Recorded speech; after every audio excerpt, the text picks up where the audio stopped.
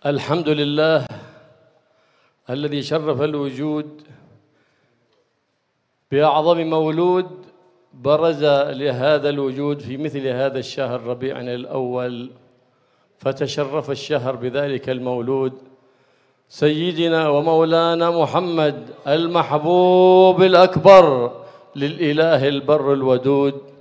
فالحمد لله الذي جمعنا وإياكم على محبته وعلى سماع شمائله صلى الله عليه وآله وصحبه وسلم، الذي بها ترتاح القلوب وتتفرج الهموم ويأمن ذلك المكان ومن فيه وما فيه بذكر شمائل الحبيب المحبوب محمد صلى الله عليه وآله وصحبه وسلم. Bismillah, alhamdulillah, assalamualaikum warahmatullahi wabarakatuh. Beliau Al-Habib Abdullah bin Abdurrahman Al-Muhdhar memulai nasihatnya dengan mengucapkan hamdalah, memuji akan Allah Subhanahu wa taala, zat yang telah memuliakan alam semesta ini dengan seorang makhluk yang paling mulia, yang mana Allah Subhanahu wa taala tampakkan wujudnya di bulan seperti bulan kita pada saat ini, yaitu bulan Rabiul Awal. Maka kita bersyukur kepada Allah Subhanahu wa taala yang telah mengumpulkan kita untuk mencintai baginda Nabi besar Muhammad sallallahu alaihi wasallam. Hanya karena Nabi Muhammad sallallahu alaihi wasallam maka hati-hati kita bisa saling rukun. Hanya karena baginda Nabi besar Muhammad sallallahu alaihi wasallam maka kita pun dimudahkan oleh Allah Subhanahu wa taala untuk berkumpul di tempat ini. Nabi Muhammad sallallahu alaihi wasallam adalah makhluk yang mendapatkan kecintaan Allah Subhanahu wa taala yang paling besar. فالنبي محمد صلى الله عليه وآله وصحبه وسلم ببروزه أكرم الله سبحانه وتعالى كل الخلائق، وبه انتفع كل الخلائق إنسا وجنا وملائكة. انتفع العاصي وانتفع المؤمن المحسن وانتفع الكافر، أما المؤمن ليزداد إحسانا وأما العاصي فلم تعجل عقوبته وأما الكافر فقد أمهل لعله أن يتوب ويؤوب إلى المنهج الذي جاء به الحبيب المحبوب محمد صلى الله عليه وآله وسلم. Nabi Muhammad sallallahu alaihi wasallam merupakan seorang makhluk yang mana Allah Subhanahu wa taala memberikan kemanfaatan bagi makhluk-makhluk yang lain karena keberkahannya. Apapun yang ada di dalam wujud ini semuanya mengambil manfaat dari baginda Nabi besar Muhammad sallallahu alaihi wasallam. Baik dia orang yang mukmin maupun orang yang bermaksiat, yang asi dan orang yang kafir. Semuanya tidak luput daripada keberkahan Nabi Muhammad sallallahu alaihi wasallam. Orang yang mukmin mereka dapat menambah keimanannya karena keberkahan Nabi Muhammad sallallahu alaihi wasallam. Orang yang bermaksiat insyaallah mereka semua akan mendapatkan keberkahan berupa taubat dari Allah Subhanahu wa taala karena keberkahan Nabi Muhammad sallallahu alaihi wasallam. Dan orang yang kafir pun Allah mengakhirkan azabnya. Tidak Allah azab di dunia ini, Allah akhirkan karena kemungkinan mudah-mudahan orang yang kafir itu akan dikaruniai keimanan oleh Allah Subhanahu wa taala karena keberkahan Nabi Muhammad sallallahu alaihi wasallam. الله سبحانه وتعالى قرن اسمه باسم حبيبي محمد تنبيها على علو مقامه. لما تلقى آدم من ربه كلمات بقوله اللهم بحق محمد إلا ما غفرت لي، قال وما أدراك بمحمد؟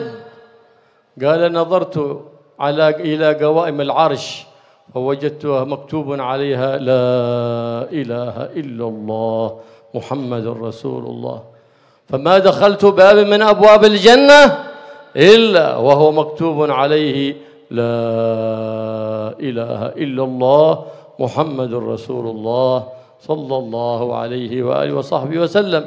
فعلمت أنك لا تضيف إلى اسمك إلا أحب الخلق إليك، فقال إنه من ذريتك ولولاه ما خلقتك.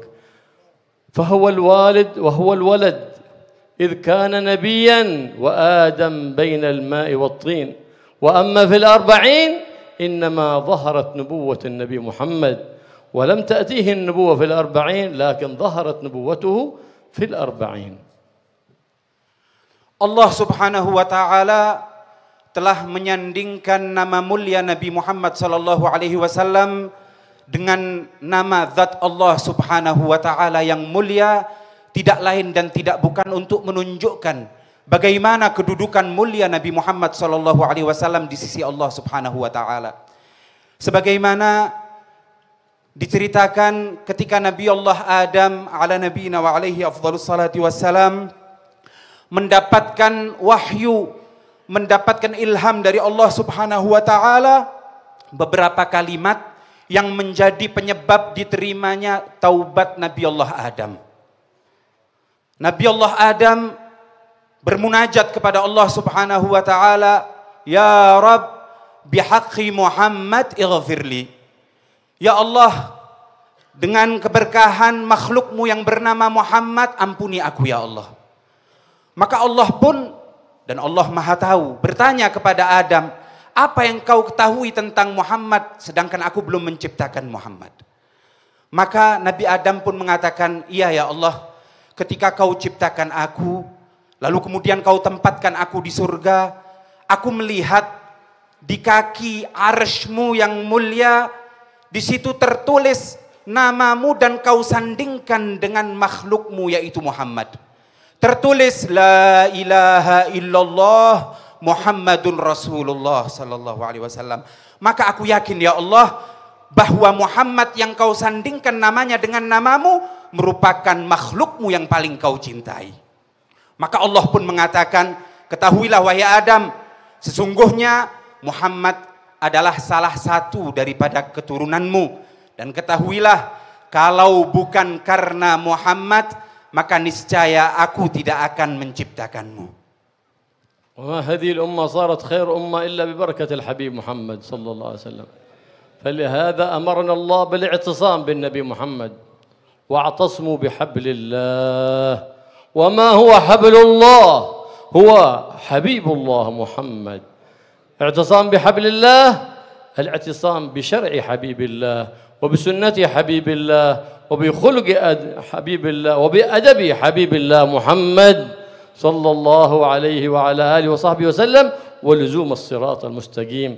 الصراط المستقيم هو حبيب الله محمد. أمرنا في كل صلاة فريضة ونافلة أن نقول اهدنا الصراط المستقيم.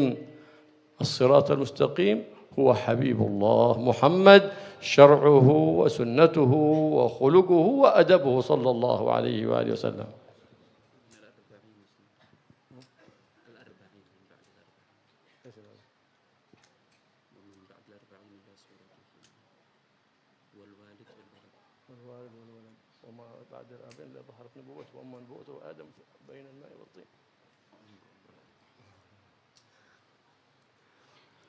Kemudian beliau mengatakan bahwa Nabi Muhammad sallallahu alaihi wasallam beliau adalah seorang ayah dan anak bagi Nabi Allah Adam. Bagaimana bisa dikatakan beliau hakikatnya seorang ayah? Karena hakikat penciptaan Nabi Muhammad sallallahu alaihi wasallam itu ada sebelum Nabi Allah Adam dimunculkan. Sebagaimana disampaikan oleh Rasul sallallahu alaihi wasallam. Adapun selepas beliau sallallahu alaihi wasallam berumur 40 tahun, itu yang nampak adalah kenabian dan kerasulannya. Adapun hakikat Nabi Muhammad sallallahu alaihi wasallam telah muncul jauh sebelum itu, bahkan sebelum ada penciptaan makhluk-makhluk yang lain. Oleh karena itu Allah Subhanahu wa taala selalu menyandingkan apapun dengan Nabi Muhammad sallallahu alaihi wasallam. Siapapun yang ingin keselamatan, maka ada pada Nabi Muhammad sallallahu alaihi wasallam. Sebagaimana dikatakan wa'tasimu bihablillah, berpegang teguhlah dengan tali Allah Subhanahu wa taala. Siapa yang dimaksud dengan tali penolong Allah tersebut? tidak lain dan tidak bukan adalah baginda Nabi besar Muhammad sallallahu alaihi wasallam. Ketika kita ikuti sirah daripada Nabi Muhammad, sifat-sifat daripada Nabi Muhammad, maka itulah yang akan menjadi penyelamat kita. Di samping kita juga diharuskan untuk mengikuti as-siratal mustaqim. Kita selalu mengatakan di dalam salat, ihdinas siratal mustaqim. Ya Allah, tetapkan kami daripada as-siratal mustaqim. Apa itu siratal mustaqim? Jalan yang lurus. Tidak lain dan tidak bukan adalah baginda Nabi besar Muhammad sallallahu alaihi wasallam. Bagaimana syariat yang beliau bawa, bagaimana adab-adab budi pekerti yang beliau bawa, itulah yang dimaksudkan dengan as-siratal mustaqim. كلما زدت محبة للنبي محمد وشوقا زاد الإيمان وثبت في قلبك إذ الإيمان اسمه محمد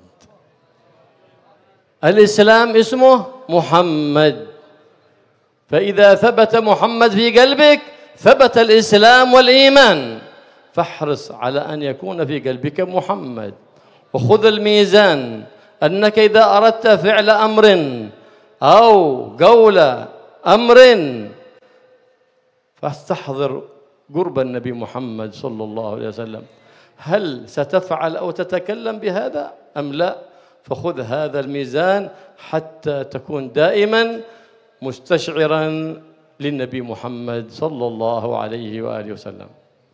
Maka hanya dengan mencintai baginda Nabi besar Muhammad sallallahu alaihi wasallam akan menjadi sempurna keimanan serta keislaman seseorang. Tidaklah keimanan keislaman itu kecuali muncul dengan mahabbah kepada Nabi Muhammad sallallahu alaihi wasallam. Bagaimana tidak, Islam merupakan suatu nama, iman merupakan suatu nama yang hakikatnya diwujudkan oleh baginda Nabi besar Muhammad sallallahu alaihi wasallam. Oleh karena itu, mari kita jadikan tolak ukur ataupun barometer akan apapun yang kita hadapi. Mau kita mengatakan sesuatu atau mau melakukan sesuatu, apapun itu coba kita lihat. Apakah dengan perbuatan atau perkataan itu akan semakin dekat kita dengan baginda Nabi besar Muhammad sallallahu alaihi wasallam? Apakah dengan hal tersebut akan bertambah kecintaan kita kepada Nabi Muhammad sallallahu alaihi wasallam? Karena sekali lagi hakikatnya hanya kembali kepada kecintaan Nabi Muhammad sallallahu alaihi wasallam.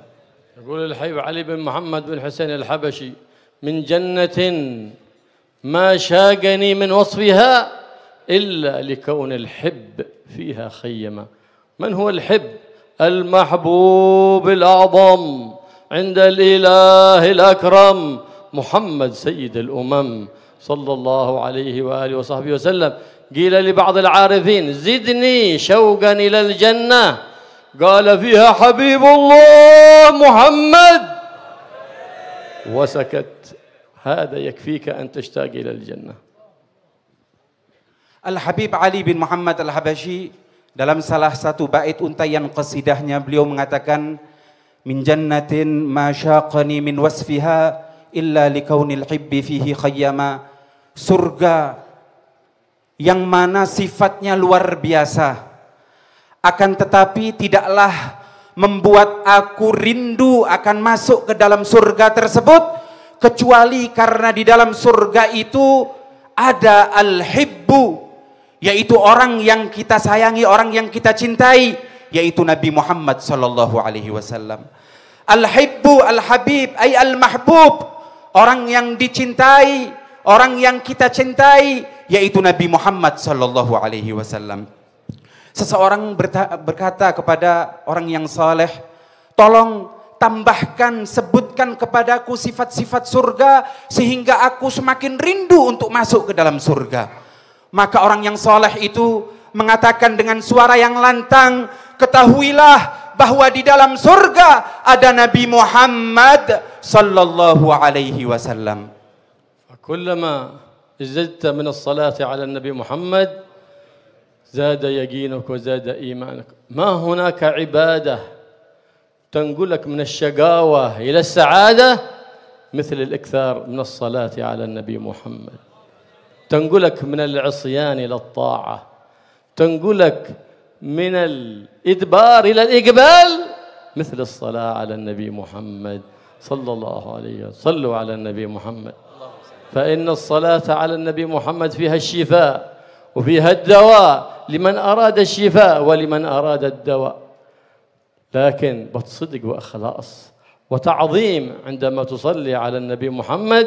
فقد كان في الوقت الأخير رجل كل ليلة يصلي على النبي محمد 1000 مرة، فمرض مرة وذهب إلى المشفى فأخبر أنه عنده شيء من الأمراض الخبيثة، فبات مهموما ومغموما وأتى بورده من الصلاة على النبي محمد، لأن الإنسان يقرأ أوراده لله ومحبة في حبيب الله محمد صلى الله عليه وسلم، لا ينتظر جزاء إلا من الله، إن أعطاك فبفضل منه وإن لم يعطك فبعدل منه، فلا تعمل لأجل شيء في قلبك. فعمل ذلك لله وصلى على عادته على حبيب الله 1000 مرة.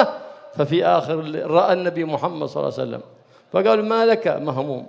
فقال: أصابني المرض. فمسح عليه وقال له: قم بإذن الله. فلما كان بعد ذلك ذهب إلى المشفى ليعمل التحاليل، فقال له الطبيب: ماذا فعلت؟ وأي طبيب داواك؟ فقال له: داواني طبيب الأطباء محمد صلى الله عليه وآله وصحبه وسلم. كانت المدينة كل من دخلها مرض قبل أن يسكنها الحبيب محمد، فلما دخلها طبيب الأطباء محمد كل من دخلها مريض في باطنها وظاهره شفاه الله. فبحق حبيبي محمد صلى الله عليه وسلم ربي يشفينا ويشفيكم من جميع الأمراض الظاهرة والباطنة يا رب العالمين. Oleh karena itu maka perbanyaklah bersalawat kepada Nabi Muhammad sallallahu alaihi wasallam, karena dengan bersalawat kepada Nabi Muhammad sallallahu alaihi wasallam akan semakin kuat keimanan keislaman kita. Sesungguhnya salawat itu akan memindahkan kita dari keadaan yang penuh dengan syaqawah, cilaka, akan berpindah kepada keadaan yang penuh dengan keselamatan. Kalau kita bertanya-tanya, apa amalan yang dapat memindahkan kita dari syaqawah kepada sa'adah?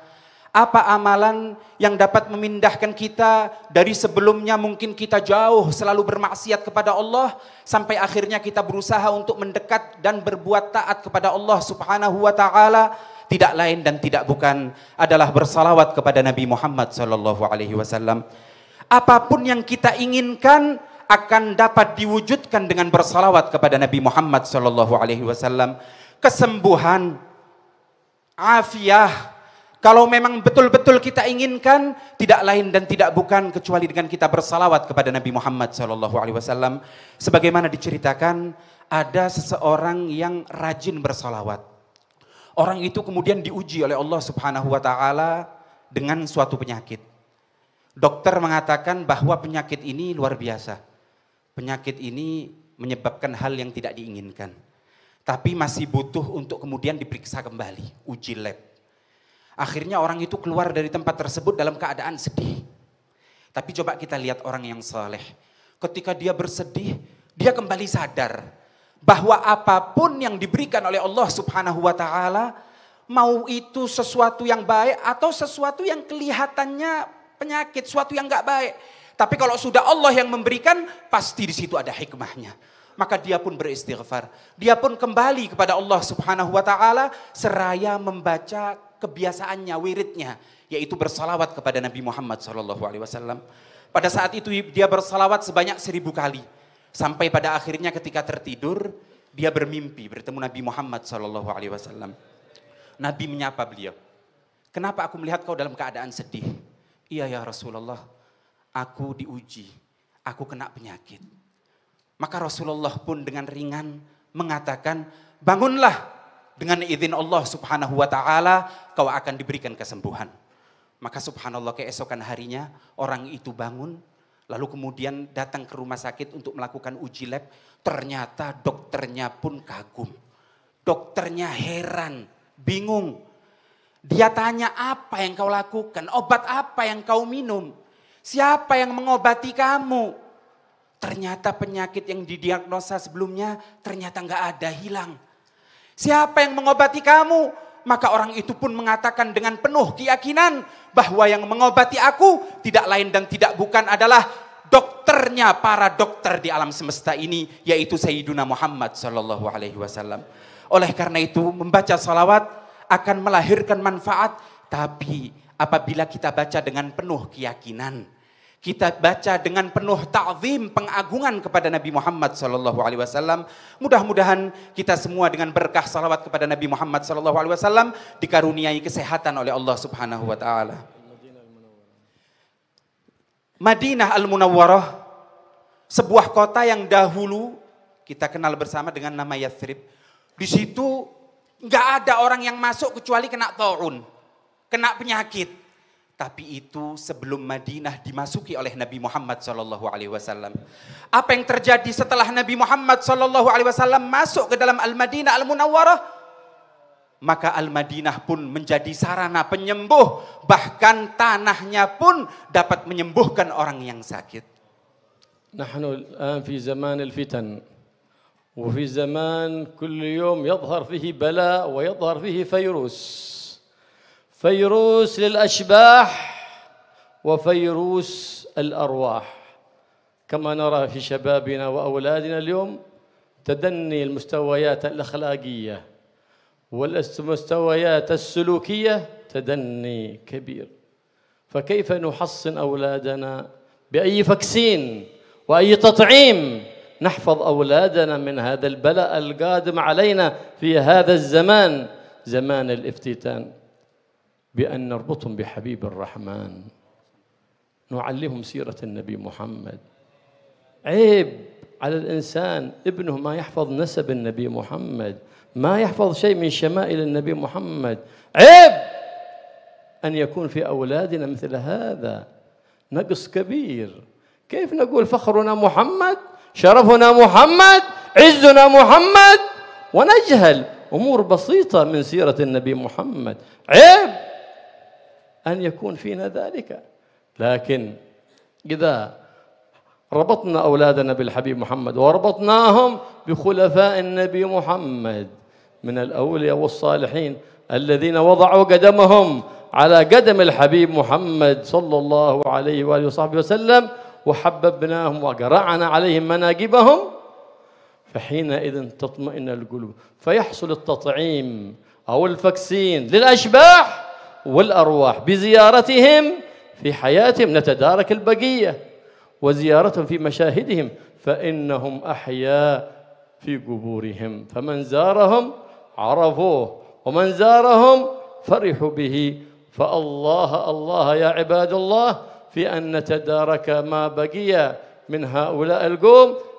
نسأل الله سبحانه وتعالى أن يسلكنا في مسلكهم.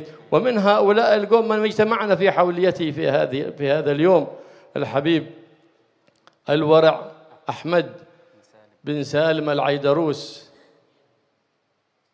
نسأل الله سبحانه وتعالى أن يجعل روحه في عليين مع النبيين والصديقين والشهداء. وابنه العالم المربي الحبيب صالح بن أحمد العيدروس مشى على قدم والده، فالله يمتعنا به متعة كاملة في صحة وعافية يا رب العالمين، ويمتعنا وإياكم يا رب في أنفسنا وفي من نحب في صحة تامة وعافية تامة. فقوم أموات إذا ذكروا حية القلوب، وقوم أحياء إذا ذكروا ماتت القلوب. فكونوا يا إخوان من الذين إذا ذكروا بعد موتهم تحيا بهم القلوب المؤمنة فيتذكرون النبي محمد بذكرهم. قوم إذا رؤوا ذكر الله، إذا رآهم الإنسان قال لا إله إلا الله.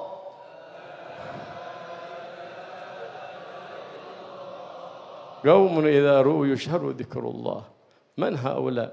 الذين يمشون على الأرض هونا وإذا خاطبهم الجاهلون قالوا سلاما. فالله يجعلنا وإياكم من أهل السلامة والأمان والاطمئنان وقدوم شهر ربيع الأول علينا وعليكم. قدوم خير وبركة واطمئنان على هذه البلاد وعلى سائر بلاد الإسلام والمسلمين بجاه النبي محمد الرؤوف الرحيم.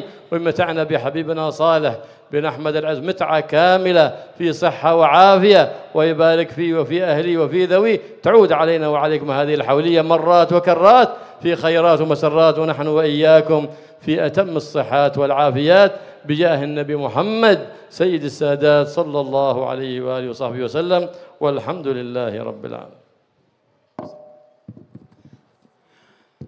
Beliau mengatakan bahwa sekarang kita hidup di zaman yang luar biasa.